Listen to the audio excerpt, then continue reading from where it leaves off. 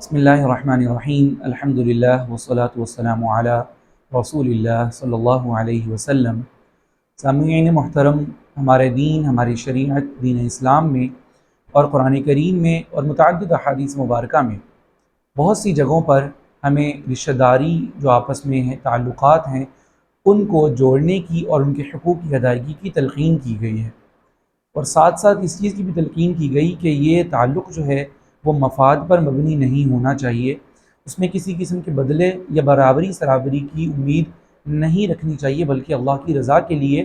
اس آپس کے تعلقات کو برقرار رکھنا، انہیں جوڑنا اور حقوق کی ادائیگی کی کوشش کرنا ضروری ہے۔ جیسا کہ قرآن کریم کی آیت میں آتا ہے کہ ایمان والے جب کوئی نیکی کرتے ہیں تو وہ یہ کہتے ہیں انما نطعمکم لوجہ اللہ لا نرید منکم جزاء ولا شکورا۔ وہ جب کسی پر احسان کرتے ہیں تو بدلے اور شکر گزاری کی توقع نہیں رکھتے، بلکہ اللہ کی رضا کے لیے کرتے ہیں۔ آج جس حدیث مبارکہ کو میں بیان کرنا چاہتا ہوں کہ ایک نبی کریم صلی اللہ علیہ وسلم کے پاس ایک صحابی تشریف لے کے آئے اور کہنے لگے یا رسول اللہ صلی اللہ علیہ وسلم، ان لی قرابتاً، میرے کچھ ایسے رشتہ دار ہیں، اصلہم وتقطعوننی، اصلہم ویقطعوننی، میں ان کے ساتھ تعلق کو جوڑتا ہوں اور وہ میرے ساتھ تعلق کو توڑتے ہیں، مجھے الگ کر دیتے ہیں۔ وَأُحْسِنُ إِلَيْهِمْ وَيُسِيئُونَ إِلَيَّ، میں ان کے ساتھ حسن سلوک سے پیش آتا ہوں، ان کے ساتھ اچھائی کرتا ہوں، جبکہ وہ میرے ساتھ برائی کرتے ہیں، میرے ساتھ غلط رویہ اختیار کرتے ہیں۔ وَأُحْلِمُ عَنْهُمْ وَيَجْعَلُونَ عَلَيَّ، میں ان کے ساتھ بردباری، صبر، برداشت، چشم پوشی کا معاملہ کرتا ہوں، اور وہ میرے ساتھ جہالت کا معاملہ کرتے ہیں۔ اللہ کے نبی صلی اللہ علیہ وسلم نے ارشاد فرمایا کہ اگر تو انت کما قلت، اگر تو ایسا ہی ہے کہ جیسا کہ تو نے مجھے کہا کہ میں ایسے ایسے معاملہ کرتا ہوں، تو پھر تو گویا کہ تم نے ان کا منہ بند کر دیا، گویا کہ تم نے ان کے منہ کو خاک آلود کر دیا، یعنی ایسا تیرا کرنا ان کے لیے کافی ہے، تو کامیاب ہو گیا اور وہ ناکام ہو گئے۔ اور اس کے بعد اللہ کے نبی صلی اللہ علیہ وسلم نے ارشاد فرمایا لا يزال معك من اللہ ظہیر علیہم ما دمت على ذلك، جب تک کہ تو اس اپنی عادت پر اور اس حالت پر اور اس طرح کے معاملے پر قائم رہے گا، اس وقت تک اللہ تعالیٰ کی طرف سے تمہارے لیے ان کے مقابلے میں ایک مددگار موجود رہے گا، مددگار مقرر ہوگا۔ اب یہ جو ہے دو طرح سے ہو سکتا ہے، یا تو اللہ تعالیٰ اس کے لیے کوئی فرشتہ مقرر فرما دیں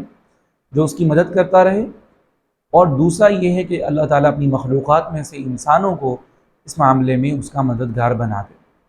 چنانچہ ہمیں اس حدیث مبارکہ سے سمجھ میں یہ آیا کہ ایک مومن جو ہے اسے یہ چاہیے کہ اگر کوئی اس کے ساتھ اچھائی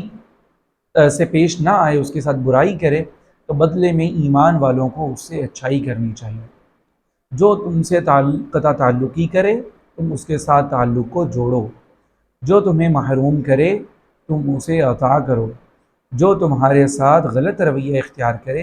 تم اس کے ساتھ اچھا رویہ اور اچھا برتاؤ کرو۔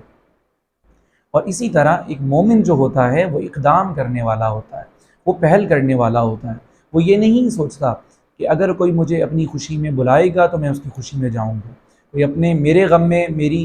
حوصلہ افزائی اور میری تسلی کا سامان کرے گا تو میں اس کی تسلی کا سامان کروں گا،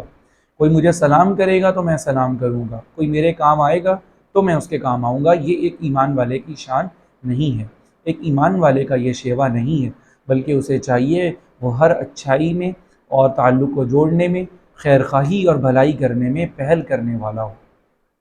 اور اسی طرح بلکہ چاہیے تو یہ کہ جو تمہارا سب سے بڑا دشمن ہو، سب سے زیادہ تمہارے خلاف چلنے والا ہو، تم اس کے ساتھ سب سے زیادہ اچھائی کرو۔ اسی متعلق حدیث مبارکہ میں نقل کرتا ہوں کہ آپ صلی اللہ علیہ وسلم نے ارشاد فرمایا لیس الواصل بالمکافی،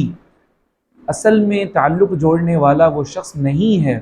جو بدلے کی توقع رکھ کے پھر اس کے بعد حسن سلوک کرتا ہے کہ میں اس کے ساتھ اچھائی کر رہا ہوں اس نیت سے کہ اب بدلے میں یہ میرے ساتھ اچھائی کرے گا، تو یہ تعلق جوڑنے والا نہیں ہے۔ اور آپ صلی اللہ علیہ وسلم نے ارشاد فرمایا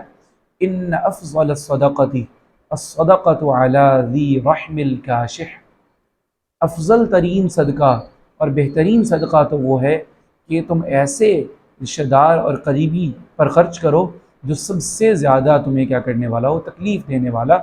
اور دشمنی کرنے والا ہو، کہ اگر اس کا بس چلے تو وہ تمام اپنے وار جو ہے تمہارے اوپر آزما دے، اس کے ساتھ سب سے زیادہ اچھا سلوک کرو۔ اور اس کی وجہ یہ ہے کہ یہ افضل ترین صدقہ اس لیے بنے گا کہ اس حسن سلوک کے اندر آپ کی نیت میں کوئی شک نہیں کیا جا سکتا، بلکہ آپ صرف اور صرف اس کے ساتھ اس لیے اچھائی کر رہے ہیں کہ آپ کے مطمع نظر اور پیش نظر اللہ کی رضا ہے۔ اس کی برائیاں جو ہے اور اس کے جو رویے ہے اس کو آپ نظر انداز کر کے ان سب چیزوں سے ہٹ کر آپ صرف اور صرف اللہ کو خوش کرنے کے لیے ایسا کر رہے ہیں۔ تو جب آپ ان سب چیزوں کو اللہ کے لیے چھوڑ دیں گے، معاف کریں گے اور پھر بھی اپنے اچھے تعلق کو جاری رکھیں گے، تو یہ ضرور بہترین صدقہ اور افضل ترین صدقہ ہوگا۔ اللہ تعالی ہمیں رشتہ داری کو جوڑنے کی، ان کے حقوق کو صحیح طریقے سے ادا کرنے کی توفیق نصیب فرمائے، سب کے ساتھ ایمان والوں کے ساتھ خیر خواہی کا جذبہ رکھنے کی توفیق نصیب فرمائے۔ وآخر دعوانا ان الحمد للہ رب العالمین۔